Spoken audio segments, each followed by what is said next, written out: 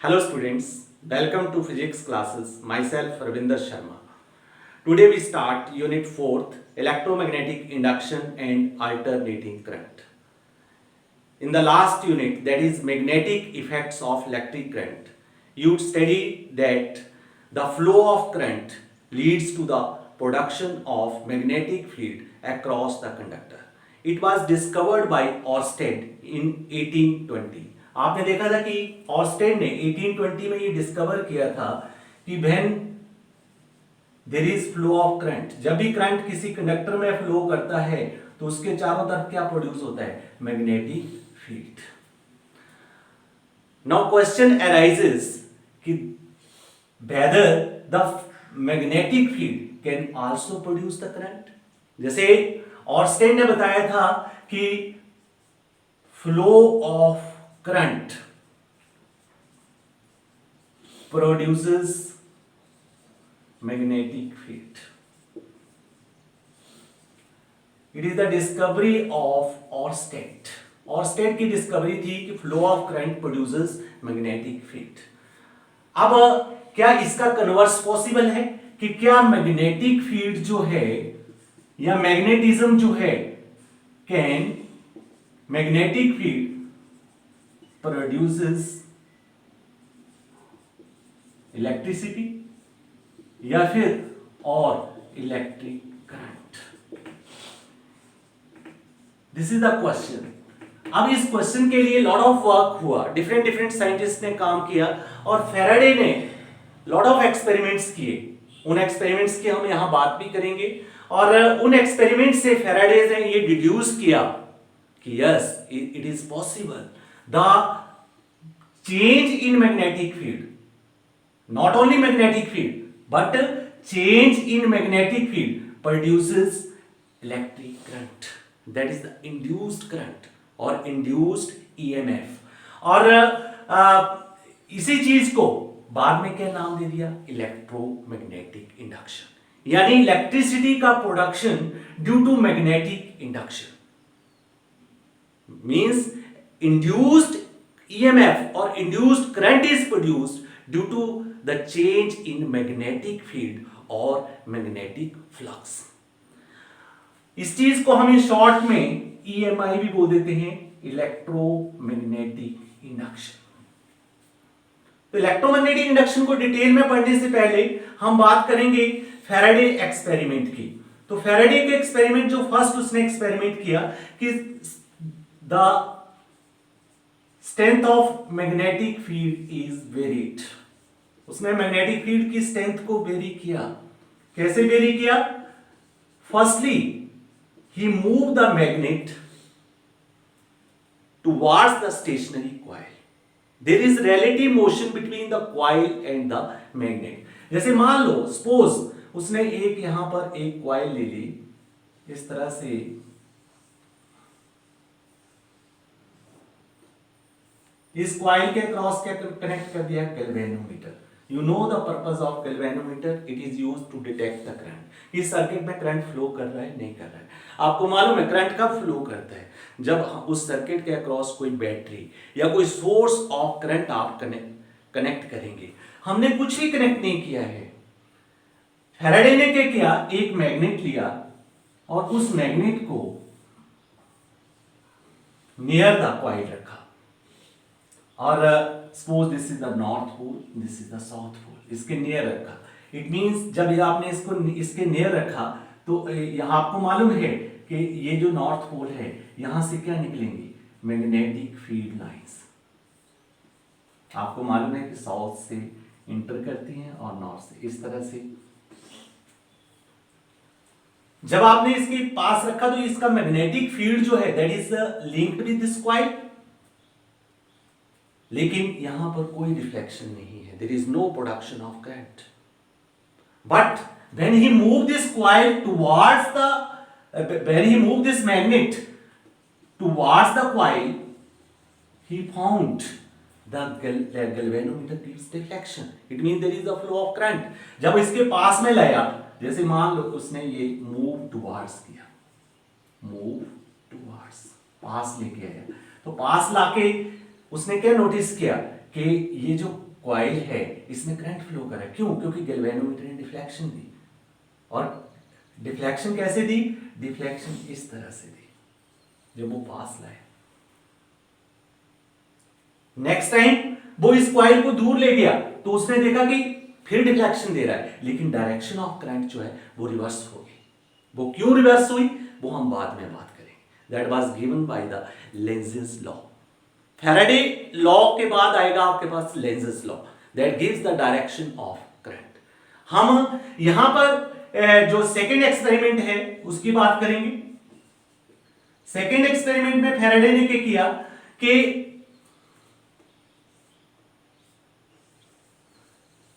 Again वही वैसी coil उसने ली।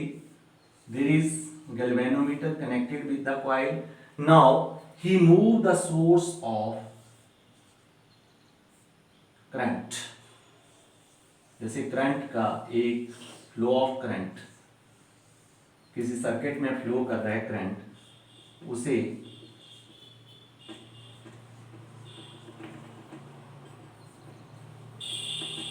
ऐसे करंट फ्लो कर रहा है, इसे मूव किया, ये मूव टुवर्ड्स। तो अगेन इसमें डिफ्लेक्शन आई। अब जब पास लाया तब भी डिफ्लेक्शन आई, जब दूर ले गया तब भी डिफ्लेक्शन आई। यहां से अब उसने ये कंक्लूड किया कि जैसे इसको इसके पास रख दिया तब डिफ्लेक्शन नहीं आई। इट मींस कि मैग्नेटिक फील्ड होने के कारण, इस कॉइल के अक्रॉस मैग्नेटिक फील्ड होने के कारण या मैग्नेटिक फील्ड ज्यादा होने के कारण इंड्यूस्ड ईएमएफ या इंड्यूस्ड करंट नहीं प्रोड्यूस हुआ। वो किस कारण प्रोड्यूस हुआ? Due to change in magnetic field across the coil. ये जो कॉइल है इसके अक्रॉस मैग्नेटिक फील्ड, क्योंकि जब आप पास ला रहे हैं तो मैग्नेटिक फील्ड और magnetic field lines passing through the coil वो क्या हो रही है? इंक्रीज हो रही है। जब दूर ले जा रहे हैं तो वो क्या हो रही है? डिक्रीज हो रही है। इसी तरह से जब आपके पास ये करंट कैरिंग कॉइल है, अब करंट कैरिंग कॉइल में आपको पता है कि ये करंट ऐसे पॉजिटिव टू नेगेटिव फ्लो कर रहा है। जब करंट ऐसे फ्लो करेगा तो आप जब आप लेफ्ट से देखेंगे तो आपके पास मैग्नेटिक फील्ड की डायरेक्शन क्या होगी? ये राइट हैंड थंब रूल से। तो इट मींस ये मैग्नेटिक फील्ड कैसे? ऐसे होगा। मतलब ये कॉइल किस तरह से एक्ट करेगी? ये कॉइल एक्ट करेगी एज ए मैग्नेट। वो ये नॉर्थ है और ये साउथ है, इस तरह से एक्ट करेगी।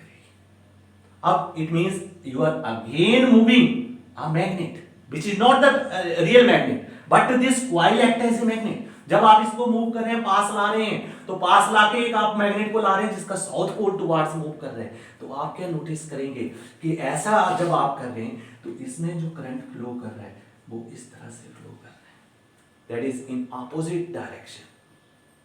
क्यों अपोजिट डायरेक्शन में फ्लो कर रहा है ये हम बाद में बात करेंगे, क्योंकि फैराडे ने ये बताया नहीं था कि ये करंट की डायरेक्शन क्यों। But Faraday shows that कि whenever there is change in magnetic field or magnetic flux linked with the coil, there is production of induced current। यहां पर किसकी प्रोडक्शन हो रही है? इंड्यूस्ड करंट की प्रोडक्शन हो रही है। साथ में एक और बात उसने ऐड की कि the induced EMF lasts as long as the change in magnetic flux। ये तब तक रहेगा जब तक change in magnetic flux। It means the presence of magnetic field is not enough for the production of induced current or induced EMF. What is the necessary requirement? The change in magnetic flux। तो यहां से इन to experiment से हमें एक बात clear हो रही है या हमारे माइंड में आ रही है कि the relative motion between the magnet and the coil या between the current carrying conductor and the coil is the cause of production of induced current।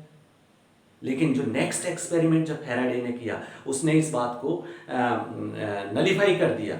वहां से ये क्लियर हुआ कि the relative motion is not the cause for the flow of current. The flow of current is the change in magnetic flux. कैसे? वो हम third experiment में show करेंगे। In Faraday's third experiment there is a coil across which galvanometer is connected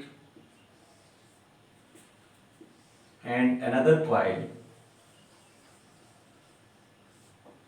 across which a battery is connected and a tapping key. Suppose this coil is P and this is S. Now here there is not any relative motion between the coil and the magnet, or the coil and current carrying coil. So here tapping key is pressed. When tapping key is pressed, there is flow of current. यहाँ पे current flow करता है. अब current flow कर रहा है, what Faraday deduce? उसने ये फाइंड किया कि जब टैपिंग की को प्रेस किया तो यहां पर गैल्वेनोमीटर डिफ्लेक्शन दे रहा है मोमेंटरली, कुछ मोमेंट्स के लिए डिफ्लेक्शन दे रहा है, और जो पॉइंटर है that comes to zero immediately. आपने टैपिंग की को प्रेस किया, अब आपने टैपिंग की को कीप प्रेस्ड, आपने प्रेस करके रख छोड़ा है, तो करंट कंटिन्यूअसली फ्लो कर रहा है.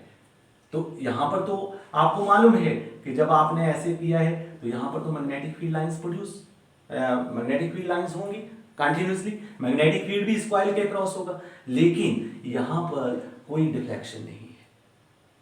When tapping key is kept pressed continuously, there is no deflection. लेकिन जब उसने टैपिंग की को रिलीज किया, then galvanometer again gives the deflection. Galvanometer ने दोबारा से डिफ्लेक्शन दिया. तो यहां पर क्या हुआ कि जब गैल्वेनोमीटर ने दोबारा डिफ्लेक्शन दिया तो फैराडे के माइंड में आया कि गैल्वेनोमीटर डिफ्लेक्शन जो दे रहा है that is due to the change in flow of current. Flow of current की चेंज का मतलब जैसे शुरू में फ्लो नहीं कर रहा था तो टैपिंग की को प्रेस करने फ्लो करने लगा, ग्रोथ हुई, और बाद में जब आपने इस टैपिंग की को रिलीज किया तो उसका डिके हो गया. During growth and decay, there is change of current. It means there is change of magnetic field. क्योंकि करंट के कारण क्या हो रहा है? Magnetic field. तो so change in magnetic field is the basic cause behind the production of induced EMF or current. तो ये जो इलेक्ट्रोमैग्नेटिक इंडक्शन है और EMI, so what is this? It is the phenomena of production of induced EMF or current in a coil or circuit as a result of change in magnetic flux. Change in magnetic flux linked with coil. तो यहां पर आपके पास जो induced EMF और induced current, ये concept आपको clear होंगे कि this current is not produced by the physical contact, this is produced by induction. First unit के आपने फर्स्ट चैप्टर में भी इंड्यूस्ड चार्जेस पढ़ा था. वैसे ही ये करंट जो है that is produced by the change in magnetic field or the flow of current in the neighboring coil, not in that coil there is the production of current, so it is known as the induced current. इसी तरह से क्यों हो रहा है? Due to magnetic flux, change in magnetic flux के कारण, due to change in magnetic flux. अब यहां पर क्वेश्चन ये भी अराइज होता है कि ये मैग्नेटिक फ्लक्स क्या होता है. हम मैग्नेटिक फ्लक्स की बात करेंगे. इलेक्ट्रिक फ्लक्स आपने फर्स्ट यूनिट में पढ़ा था, और यहां पर वहां आपको बताया था कि इलेक्ट्रिक फ्लक्स क्या होता था? Number of electric field lines passing perpendicular to the surface. इसी तरह से हमारे पास मैग्नेटिक फ्लक्स को आपको मालूम है किससे डिनोट करते हैं? Phi.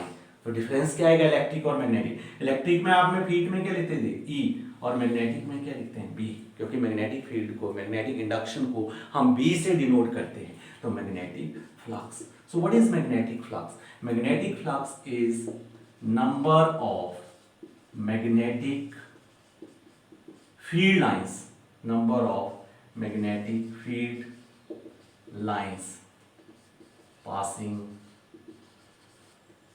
perpendicular to the surface या normally through the surface. जब magnetic field lines perpendicular to the surface pass करती है उसे हम क्या बोलते हैं? Magnetic flux. अगर हम मैग्नेटिक फ्लक्स को जनरली लिखना चाहें तो हम ऐसे लिखते हैं, it is the dot product of magnetic field and the area vector, और इसे हम ऐसे भी लिख देते हैं बी ए कॉस थीटा। अब क्वेश्चन एक और राइज होता है कि एरिया वेक्टर क्या होता है। एरिया वेक्टर जो होता है ये हमारे पास परपेंडिकुलर टू सरफेस होता है। कोई भी सरफेस है उसका एरिया वेक्टर जो है वो परपेंडिकुलर टू सरफेस होता है। जैसे सपोज मैंने ये सरफेस बनाया तो इसके लिए एरिया वेक्टर क्या होगा, ये एरिया वेक्टर होगा। क्यों? क्योंकि ये इस सरफेस के क्या है, परपेंडिकुलर है, ये एरिया वेक्टर है। अब हम ये चीज कैसे आई, मैग्नेटिक फ्लक्स कैसे आया, या फिर फैराडे का ये जो कंसेप्ट है वो फर्दर कैसे यूज हुआ, वो अभी हम बताएंगे। अब जैसे सपोज हमारे पास ये एक सरफेस है, दिस इज द सरफेस, इसके क्रॉस आप मैग्नेटिक फ्लक्स देखना चाहते हैं। आपको पता है कि मैग्नेटिक फील्ड लाइंस जो हैं यूनिफॉर्म मैग्नेटिक फील्ड के लिए कैसे होती है, ऐसे होती है। जैसे मान लो ये एक सरफेस है जो यूनिफॉर्म मैग्नेटिक फील्ड में रखा हुआ है, ऐसे। तो अगर आप इस सरफेस को विजुलाइज करें तो इस सरफेस में हमारे पास जो मैग्नेटिक फील्ड लाइंस कितनी क्रॉस कर रही हैं, 1 2 3 4 5, यानी मैग्नेटिक फ्लक्स कितना हुआ, 5। मैग्नेटिक फील्ड भी है। अब आपने क्या किया, इस सरफेस को, इसके बीच में मैग्नेटिक फील्ड लाइंस को क्या किया, स्ट्रॉन्ग कर दिया। मैग्नेटिक फील्ड को स्ट्रॉन्ग कर, जब मैग्नेटिक फील्ड स्ट्रॉन्ग हो जाएगा तो आपको पता है magnetic field lines comes closer. जब मैग्नेटिक फील्ड वीक हो जाएगा तो magnetic field lines farther apart हो जाएंगी। अगर हमने मैग्नेटिक फील्ड स्ट्रॉन्ग कर दिया तो ये मैग्नेटिक फील्ड लाइंस ऐसे क्लोजर हो जाएंगी, ये स्ट्रॉन्ग मैग्नेटिक फील्ड के लिए। मैं उसी डायग्राम में आपको शो कर रहा हूं। मैग्नेटिक फील्ड स्ट्रॉन्ग हो गया।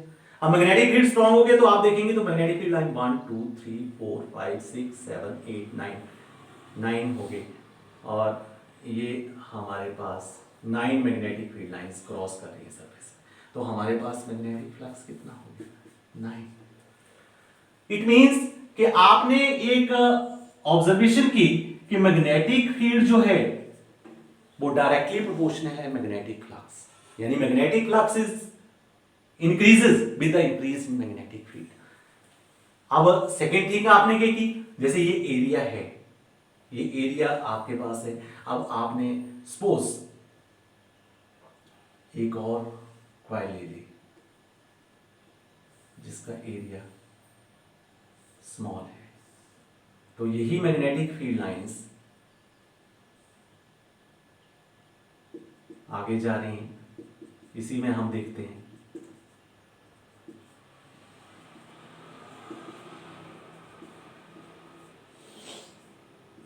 अब इसमें आप देखोगे तो मैग्नेटिक फील्ड लाइन जो क्रॉस कर रही हैं वो क्या होगी, एरिया चेंज होने से ये 1 2 3 4 5 6, यानी मैग्नेटिक फ्लक्स कितना रह गया, 6। अब एक और आपने ये फाइंड आउट किया कि जो मैग्नेटिक फ्लक्स जो है it decreases with the decrease in area and increases with the increase in area, यानी phi b is directly proportional to A। अब इसे अगर आप कंबाइन करेंगे तो आपके पास क्या है, magnetic flux is directly proportional to magnetic field and area. लेकिन इन जो दोनों हमने केसेस बताए एक ही डायग्राम में, इसमें आप देख रहे हैं कि जो मैग्नेटिक फील्ड है या मैग्नेटिक फील्ड लाइंस हैं they are normal to the surface. Surface के लिए क्या है, ये नॉर्मल है, परपेंडिकुलर है। अगर सपोज केस हमारा ऐसा नहीं है, अब केस हमारे पास ऐसे है कि जो मैग्नेटिक फील्ड लाइंस हैं, सरफेस तो वैसे ही है, सपोज सरफेस हमारे पास वैसा ही है, लेकिन जो मैग्नेटिक फील्ड लाइंस हैं वो इस तरह से है, they are not normal to the surface, वो परपेंडिकुलर नहीं है, वो इस तरह से है, they are inclined at certain angle with the surface. अब सरफेस वेक्टर आपको पता है, एरिया वेक्टर जो ये आता है नॉर्मल। आपको कौन सी लाइंस लेनी है, which passes normal to the surface, जो ऐसे नॉर्मली सरफेस में से पास करे, ऐसे पास करे। लेकिन ये कैसे पास करें, दे पासेस एट एंगल थीटा, ये मैग्नेटिक फील्ड का डायरेक्शन है बी वेक्टर। अब बी वेक्टर जो वो एंगल थीटा बना रहा है एरिया वेक्टर के साथ, it normal to the surface के साथ। अब यहां पर बी वेक्टर का आप क्या करेंगे, इसे रेजोल्यूट करेंगे, रिजॉल्व करेंगे, तो इसका यहां पर कंपोनेंट क्या आएगा, यहां पर कंपोनेंट आएगा बी कॉस थीटा, और यहां पर इसके परपेंडिकुलर क्या आएगा, बी साइन थीटा। अब जो बी साइन थीटा, जैसे ये सरफेस है, तो इस सरफेस में बी साइन थीटा क्या है, जो ऐसे है, तो it not penetrate the surface, इस सरफेस को पेनिट्रेट नहीं करेगा, ऐसे नहीं आ रहा है। जो हमारे पास सरफेस को पेनिट्रेट करके आ रहा है वो बी वेक्टर का कौन सा पार्ट है, B cos theta. It means कि जो मैग्नेटिक फ्लक्स है वो बी की बजाय किस पे डिपेंड कर रहा है, बी कॉस थीटा।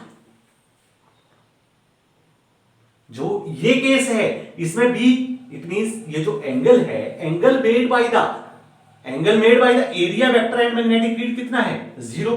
तो हम जब थीटा 0 करें, cos 0 क्या रहेगा 1, तो हमारे पास फाई बी क्या रहेगा, बी रह जाएगा, वही चीज बन गई।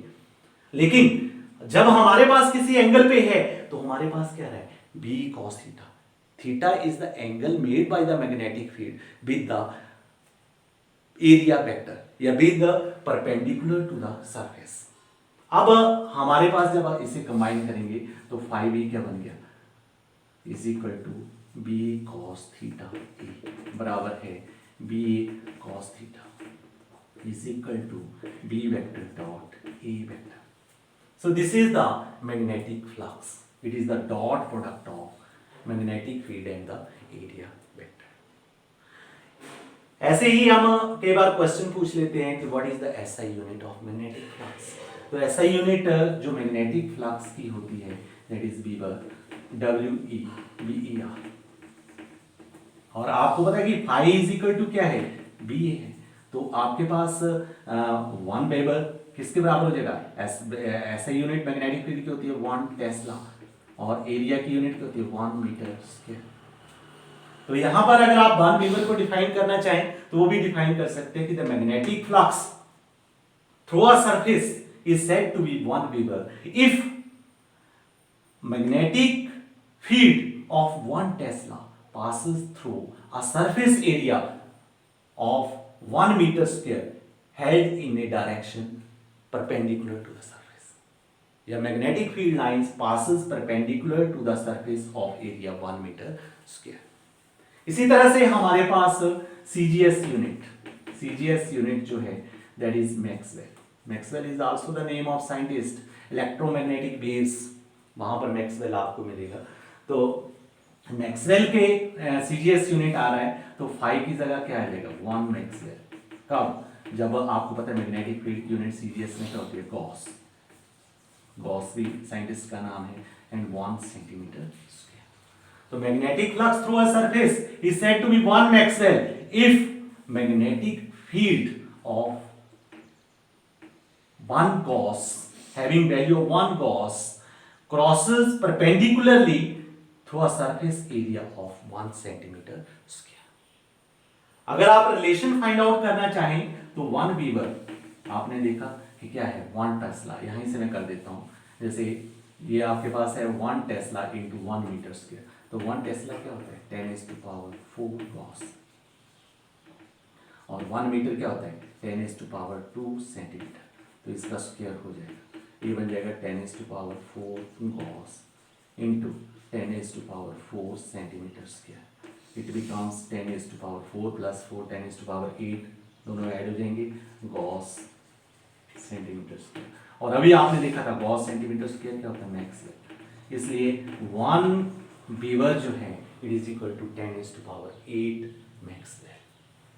और यहाँ पर एचपी बोर्ड में कई बार एग्जाम में क्वेश्चन आ जाता है कि what is the dimensional formula of magnetic flux, 1 number का एमसीक्यू क्वेश्चन आता है। तो आपको अगर फ्लक्स का निकालना है तो फ्लक्स आपको मालूम है V इंटू ए, और V का चाहिए आपको, मैग्नेटिक फील्ड का चाहिए। मैग्नेटिक फील्ड आपने पढ़ा है लॉरेंस फोर्स से, F is equal to QBB, और ये लास्ट यूनिट में किया हुआ है, तो यहां से आपके पास B आ गया F/QB। तो यहां से आप B का भी निकाल सकते हैं कि जैसे फोर्स का पुट करेंगे mLT-2, Q का AT, और वेलोसिटी का LT-1। तो यहां से मैग्नेटिक फील्ड का निकल जाएगा। और डायरेक्टली निकालना है तो डायरेक्टली आपके पास क्या आ जाएगा, phi is equal to B into A, right. तो यहां पर अगर आपने सीधा डायरेक्टली निकालना है तो डायरेक्टली में क्या हो जाएगा, phi is equal to B into A. तो ये आपके पास यही चीज आ जाएगी। और मैं दोबारा से लिख रहा हूं M L T minus two over A T, bigger bracket में नीचे आ जाएगा एल टी माइनस वन, और एरिया का होता है एल स्क्वायर, राइट। एल से एल खत्म हो जाएगा, कैंसिल कर देगा, टी से टी माइनस वन खत्म कर देगा। तो ये आपके पास बन गया M L two T minus two और A minus one. This is the dimensional formula. From the above experiments, Faraday gave the law of electromagnetic induction, which is known as Faraday's law. The first law is कि whenever there is change in magnetic flux linked with a coil or circuit, then there is production of induced EMF or current. The induced EMF or current lasts as long as the change in magnetic flux. ये आपने detail में जब हमने Faraday experiment की तो वहां पे देखा था कि जब हम मैग्नेटिक फ्लक्स को चेंज करते हैं तभी क्या होता है, प्रोडक्शन ऑफ इंड्यूस्ड ईएमएफ और इंड्यूस्ड करंट होता है। सेकेंड थी लॉ जो है, the induced EMF produced is directly proportional to the rate of change of magnetic flux. जितना ज्यादा चेंज होगा मैग्नेटिक फ्लक्स उतना ज्यादा क्या होगा, इंड्यूस्ड ईएमएफ होगा। जैसे suppose let phi1 is magnetic flux at t is equal to 0 and phi2 is magnetic flux at t is equal to t, time t के ऊपर linked with coil, coil के साथ ये linked है। then rate of change of magnetic flux, then the rate of change of magnetic flux क्या होगा, flux कितना change हो रहा है, phi1 से phi2 माइनस phi1, कितने टाइम में हो रहा है, t minus c। This is the rate of change of magnetic flux. So by Faraday law, Faraday law से आपने देखा है, Faraday law of EMI, Faraday law आपको इलेक्ट्रोलिसिस के भी मिलेंगे। यहां पे कौन से electromagnetic induction, E proportional, E is induced EMF proportional phi2 minus phi1 over T, और E is equal to minus K phi2 minus phi1 upon T। Here K क्या है, constant of proportionality, और in all system of unit, here in all system of unit, कोई भी system of units ले लें आप, K की value क्या आती है, 1। Therefore E क्या बन जाएगा, minus phi2 minus phi1 upon T। Negative sign आ रहा है, माइनस के आया था, नेगेटिव साइन किस लिए, नेगेटिव साइन हमें opposing nature of induced EMF show करता है। इट मींस कि the induced EMF produced is such type that it opposes the change in magnetic flux or the cause of its production, क्योंकि cause of production induced EMF के क्या है, change in magnetic flux, और इसी को oppose करता है induced EMF। ये नेगेटिव साइन हमें इसकी नेचर बताता है। The induced EMF or the induced current produced in a circuit in such a manner that it opposes the cause of its production, that is change in magnetic flux। अब हम suppose कर लें, इस चीज को बाद में इलेबोरेट हम नेक्स्ट लेक्चर में करेंगे बाय लेंजेस लॉ। जैसे हमारा जो नेक्स्ट लेक्चर होगा that is Lenz's law and Lenz's law in accordance with the principle of conservation of energy. वहां इस चीज को हम प्रूव करेंगे क्योंकि लेंजेस ने ही डायरेक्शन ऑफ इंड्यूस्ड करंट बताया था। If D phi is small change, हम सपोज कर लेते हैं कि डी फाई जो है small change in magnetic flux है in small time dt, then what is E? E is equal to minus d phi upon dt. This is the instantaneous induced EMF.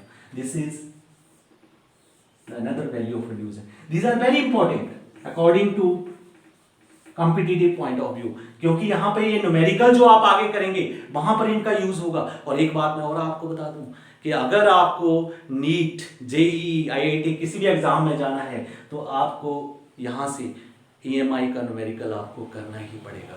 Faraday law of electromagnetic induction से surely numerical आता है, तो आपको इस चीज को पक्का करना है। अगला जो हमारा नेक्स्ट लेक्चर होगा वो न्यूमेरिकल रिलेटेड टू हम फैराडे लॉ करवाएंगे। नेक्स्ट जो है इसमें अगर हम मान लो if coil consist of n turns, जैसे क्वाइल में हमारे पास n टर्न्स हैं तो क्या होगा, अब n टर्न्स होंगी तो हर टर्न के साथ क्या होगा, मैग्नेटिक फ्लक्स लिंक होगा। तो total magnetic flux linked, total magnetic flux linked कितना हो जाएगा, हर एक टर्न के कारण n इंटू फाइव, एक टर्न के साथ फाइव है तो n टर्न्स के n फाइव, तो हमारे पास इंड्यूस्ड ईएमएफ क्या होगा, फिर हमारे पास d by D T of n five, n बाहर आ जाएगा तो E बन जाएगा minus n d five upon D T. This is the induced EMF. This is another formula for the deduction of induced EMF और the induced current when you want to find. So these are the Faraday's law, but this concept is very very important when you go for the competition and during the numerical problems. और ये concept जो है it is very very helpful in our daily life. You know, in our household supply there is the supply of AC. The AC is produced how? It is produced by the electromagnetic induction. अगर आप AC generator की बात करेंगे तो principal क्या होगा, principle of AC generator is the electromagnetic induction, the phenomena of electromagnetic induction. और आप इमेजिन कीजिए कि इससे पहले इलेक्ट्रिसिटी जो थी वो कितनी कॉस्टली, कैसे इलेक्ट्रिसिटी का जो प्रोडक्शन का जो मेन सोर्स था वो क्या था, that is only the battery. Battery होती थी, सेल होते थे, अब वो कितनी इलेक्ट्रिसिटी प्रोड्यूस करते हैं, कितना ट्रांसमिशन कर सकते हैं, नहीं कर सकते। अब इसके लिए this is the one of the cheapest method. और आपको मालूम है एसी जनरेटर में क्या होता है, आपने पढ़ा था कि आप पढ़ा नहीं है, सॉरी, आपको हम पढ़ाएंगे इसी यूनिट में, आपको बाद में आएगा कि ये हमारे पास टू मैग्नेट्स हैं NS, इनके बीच में क्या है, यूनिफॉर्म मैग्नेटिक फील्ड है। आपको पता है नॉर्थ से साउथ में ऐसे मैग्नेटिक फील्ड होगा। जैसे मैं थोड़ा सा बड़ा करके इसको थोड़ा सा चलते चलते हम इस डायग्राम को थ्रू हम EMI की बात कर लेते हैं, जिससे कि जब आप AC जनरेटर करोगे तो आपको हेल्प करेगा। ये हमारे पास ये north to south uniform magnetic field है, इसके बीच में हमने एक कॉइल प्लेस की हुई है जिसे हम नाम दे देते हैं आर्मेचर। आर्मेचर हमने यहाँ पे प्लेस किया हुआ है ABCD। अब ये आर्मेचर जो है ये क्या करती है, ये रोटेट करती है, ये ऐसे रोटेट करेगी बीच में। जब ये रोटेट करेगी तो मैग्नेटिक फील्ड तो बीच में यूनिफॉर्म है, मैग्नेटिक फील्ड यूनिफॉर्म है ये भी। अब ये जब ये रोटेट करेगी तो रोटेशन के कारण क्या हो रहा है, इसका area link with the magnetic field क्या हो रहा है, चेंज हो रहा है, एंगल चेंज हो रहा है। क्यों, क्योंकि जब ये रोटेट करेगी तो मैग्नेटिक फील्ड जो है वो आपके पास ऐसे है, कॉइल ऐसे, जब ऐसे रोटेट करेगी तो इसका थीटा क्या हो रहा है, चेंज हो रहा है। Normal to the plane of coil जो एंगल बनाएगा विद द मैग्नेटिक फील्ड वो क्या होगा, चेंज होगा। और आपको पता है कि मैग्नेटिक फ्लक्स क्या होता है, B cos theta into E। जब थीटा चेंज होगा तो मैग्नेटिक फील्ड चेंज होगा, B cos थीटा चेंज होगा और इसके कारण फ्लक्स चेंज होगा। और जब फ्लक्स चेंज होगा तो इस चेंज के कॉइल के अक्रॉस क्या होगा, इंड्यूस्ड ईएमएफ प्रोड्यूस होगा। और इंड्यूस्ड ईएमएफ के कारण क्या प्रोड्यूस होगा, इंड्यूस्ड करंट प्रोड्यूस होगा। और this is the case of AC generation. और यही एसी क्या हो रही है, हमारे हाउस होल्ड सप्लाई में यूज हो रही है। इसी तरह से EMI का कंसेप्ट आप देखते हैं कि आप ATM card, debit credit card आप यूज करते हैं, आप उस कार्ड को क्या करते हैं, आप उसे स्वाइप करते हैं स्वाइपिंग मशीन में। तो जो कार्ड रीडर है उसके ऊपर आप स्वाइप करते हैं। आपको मालूम है आपके जो कार्ड होता है उसके नीचे एक लंबी सी मेटालिक स्ट्रिप लगी होती है। आप जब उसे स्वाइप करते हैं तो उसके कारण क्या होता है, ड्यूरिंग स्वाइपिंग आपके जो मेटालिक स्ट्रिप जो है उसकी क्या होती है, उसके साथ जो कार्ड रीडर है उसके बीच में मैग्नेटिक फील्ड क्या हो रहा है, चेंज हो रहा है। क्योंकि उस मेटालिक स्ट्रिप पे जो ओरिएंटेशन हुई है मैग्नेटिक फील्ड लाइंस की, वो उसके अकॉर्डिंग स्ट्रिपिंग को जब आप मूवमेंट से उसके क्रॉस कर रहा है, वैसे ही मैग्नेटिक फ्लक्स। अब मैग्नेटिक फ्लक्स जो चेंज हो रहा है तो इंड्यूस्ड ईएमएफ और इंड्यूस्ड करंट प्रोड्यूस हो रहा है। अब कार्ड रीडर के बीच में पिकअप कॉइल लगी हुई है, वो उस इंड्यूस्ड करंट को क्या कर रही है, रिसीव कर रही है, उसकी डिकोडिंग हो रही है और डिकोडिंग के थ्रू वो जो है आपके जो बैंक हो जो कार्ड होल्डर का बैंक है वहाँ पे इंफॉर्मेशन जा रही है और वो इंफॉर्मेशन क्या है वो आप फर्दर यूज करके आप अपने ट्रांजेक्शन करें।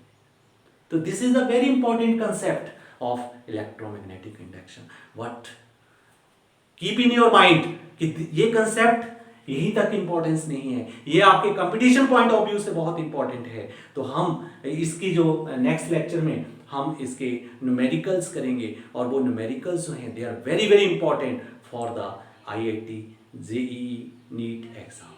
So that's all about today's lecture. I hope you have enjoyed this lecture. Thanks and have a nice day.